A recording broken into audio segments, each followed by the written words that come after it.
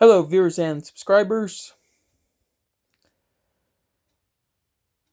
During last Christmas break, I broke a four-bladed RC plane propeller where it's only one blade broke off. And so, just recently, I've had thoughts of converting that broken four-bladed propeller into a flat T-shaped three-bladed propeller with a counterweight.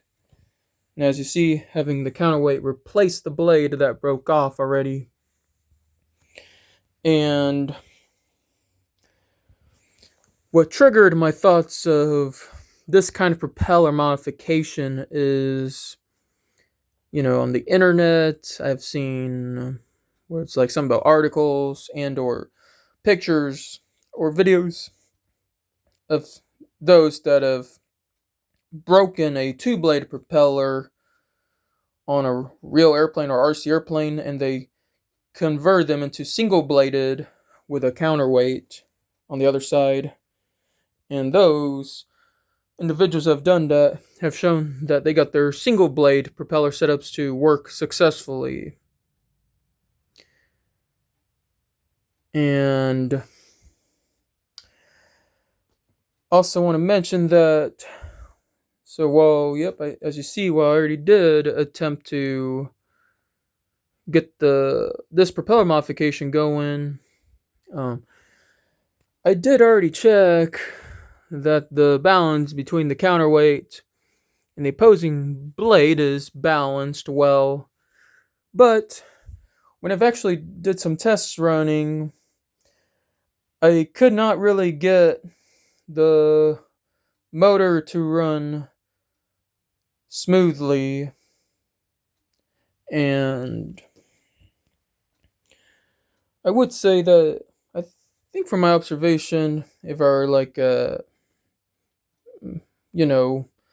say 30% throttle on a 3S battery, of course the motor run would sound somewhat quite more smooth than, let's say, being at 3/4 throttle with a 3S battery. But the point I want to get at here is, making this video really for an educational purpose. And despite me just mentioning that I've already test ran the motor actually and said what I observed, I'm still going to show a little bit of myself actually doing a test run for, like I said, for a demo basically. And to talk about how I'm going to do it, especially because I do understand about the importance of safety related things here.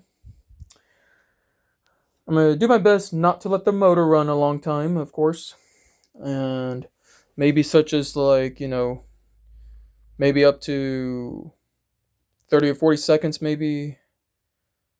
Not run it for 5 minutes straight, of course.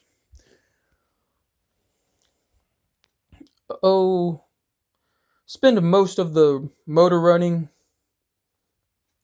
at around even 30% or half throttle setting. And it's possible that for a little bit I may advance to a 3/4 throttle. But of course I'll do my best not to be too long with test running the motor overall for as far as safety stuff, and to not stress anything too much on the plane and other structural things. And I'm about to get into restraining the plane to just test run the motor for a little bit. First I gotta calibrate the motor.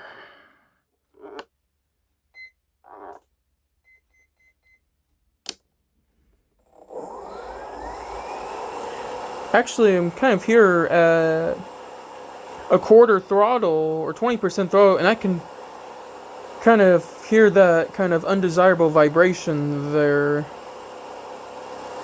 That rattliness, I would say. Now I'm about to go to half throttle. So yeah, I'm at half throttle right now, and that is, yep, quite a bit of vibration. 3/4-ish to 80% throttle now. Yep, that's a bad vibration right there.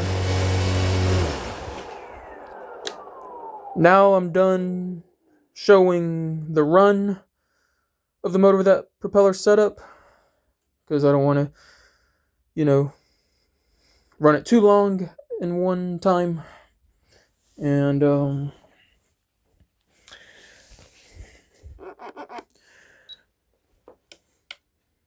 I hope you viewers and subscribers enjoy hopefully getting a educational lesson out of this video. And from the test run of the motor that I just showed in this video, what I have to say is this propeller setup is not a good idea. And I did make a post of having a picture of this propeller on a Facebook group called RC Planes earlier.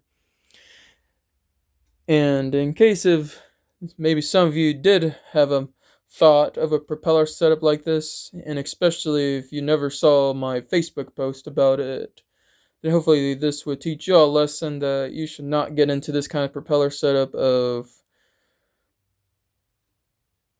modifying a broken 4-blade propeller into a flat T-shaped 3-blade prop with a counterweight. From there, as you saw, don't do that prop setup at all. And of course, once again, the whole point of this video is for, educational purposes and demo. Thank you all very much.